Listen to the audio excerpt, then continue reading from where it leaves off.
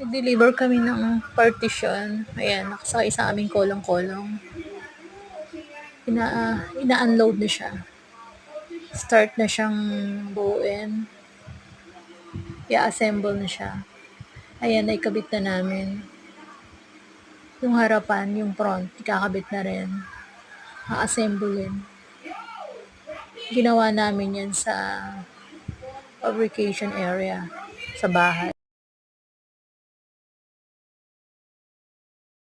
Ayan, naikabit na namin yung front. Yung mga cladding white. Ayan, malinis siyang tignan. Ayan si Mr. Kinakabit niya yung mga cladding sa ibabaw, sa likod, yung kanyang pinsan. Ayan, may pamerienda si Madam. Sa back, si Ethan yan. Si Kuya Ethan, katulong ni Chua. Ayan, nabuo niya na. Ayan, tatlo silang nagtutulong-tulong para mabuo. Napakahangin. Sobrang hangin.